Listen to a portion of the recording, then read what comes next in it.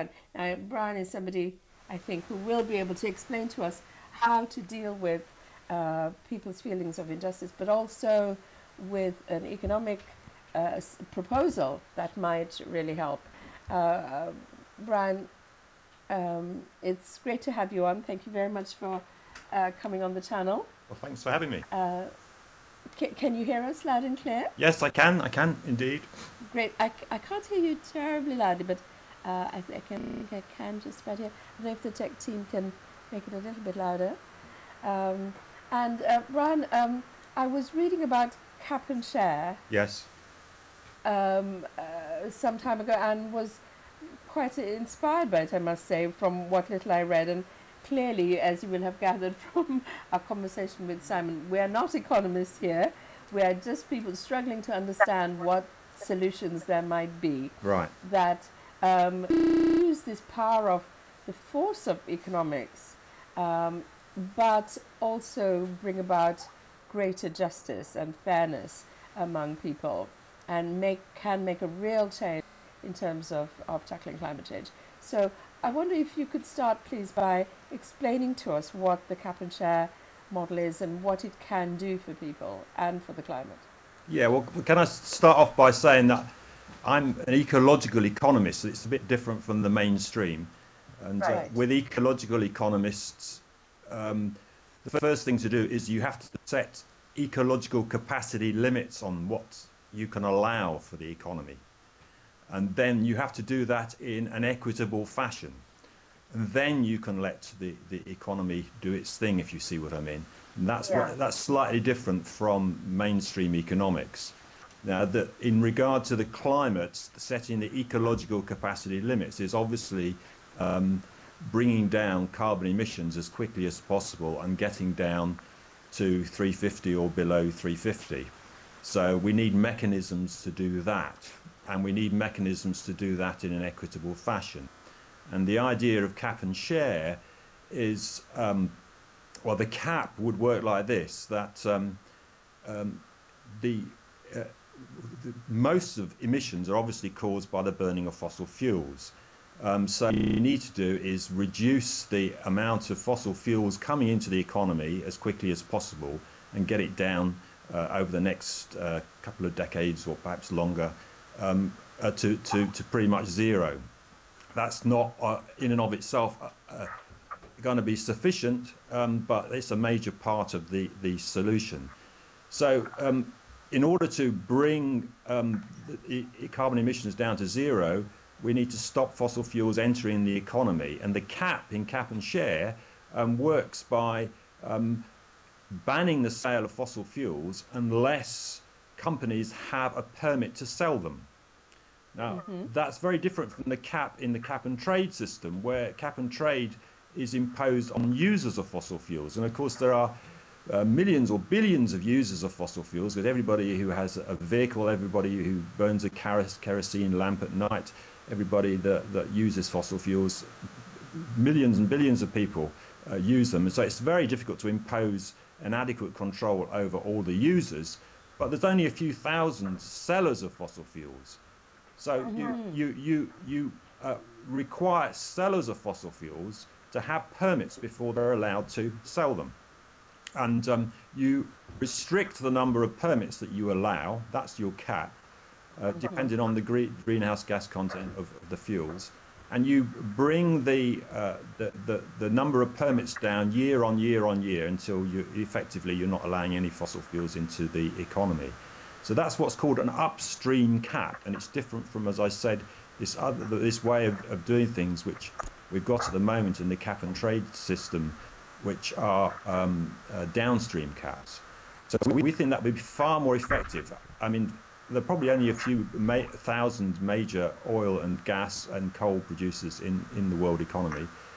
In Britain, for example, there's only about 60 locations where oil or gas or coal enters our economy, for example. So it would be relatively easy. Knows exactly where all these are, coal ports and gas import terminals and oil. It would be relatively easy to require the sellers of fossil fuels to have a permit, have permits for all the fuels that they sell, and reduce the number year on year. Now, of course, what that would do would be that it would push the price of fossil fuels sky high. And if that's all you were doing, that would be very inequitable to people. So this is where the share bit comes in. When the companies who would need permits to sell fossil fuels buy them, the key thing is to make sure that the bulk of the money that they have to pay out goes to the public. Goes to the population on a per capita basis, and then that takes the sting out of the process for most people.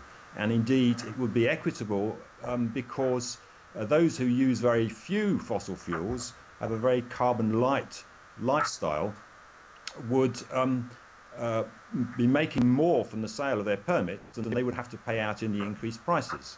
And if you had this as a global system, the overwhelming majority of the Earth's population because the overwhelming majority of the Earth's population don't use many fossil fuels. They have energy light lifestyles and carbon light lifestyles.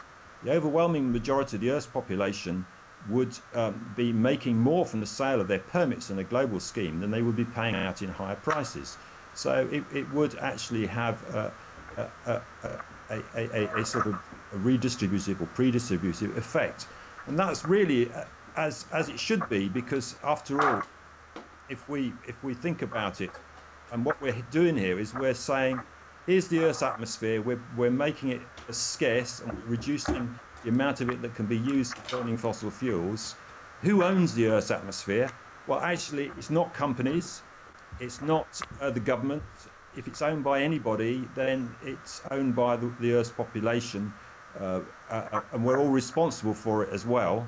So we should get the benefits, and we should take the responsibility for dealing with it. And so it should be, most of the money should go on a per capita basis.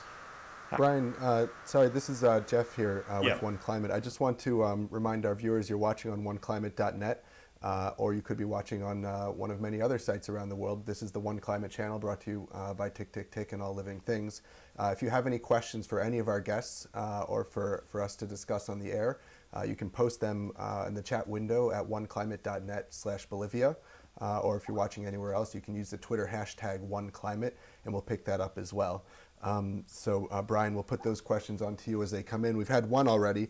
Someone wants to know a little bit more about the organization you work for and what they are, so maybe you could enlighten us a little bit about that. And also then I'll just throw in something from myself here. It sounds to me, if I can just make a comparison between what you're saying to something that our American audience might be more familiar with. It sounds like we all know in the United States how the citizens of Alaska get a payment every year thanks to the oil that they produce in that state, and that helps to offset a lot of they can use that for whatever they want. So it sounds like this cap and share idea would be a similar type of approach, but all the citizens of a country like the United States would get access to this pot of money that would be created by those who are using fossil fuels. Is that a fair comparison? I think that is a fair comparison. What we're doing here is we're saying that we're requiring the energy companies to buy from the people the right to use the Earth's atmosphere, basically. And yeah, you can do it in various ways. And I know in America there's a cap and dividend system which has many similarities, where people would just get a cash payment, which I believe happens with the Alaskan system. I mean, there are other ways of doing it as well, but the basic idea is that people get some kind of payment for it. Shall I go on to that question about who I work for? Please do. I'm actually the UK United Kingdom coordinator of the Cap and Share campaign. That's not a full-time job. I just do it some of the time, part-time if you like. But the idea of Cap and Share was developed with an organisation in Ireland called FEASTA. That's a Gaelic word which means in the future, which is a think tank for sustainable economics. And there's a number of members in Britain, in England, like myself, and we work with FEASTA in Ireland on this.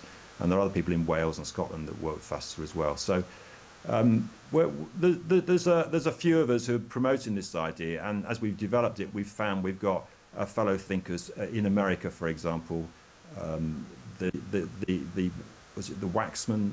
No, sorry, there's a bill before Congress at the moment, the cap and dividend bill, which is developed by people like Peter Barnes in the United States, and we work with Peter Barnes, and so we got fellow thinkers, if you like, in different countries.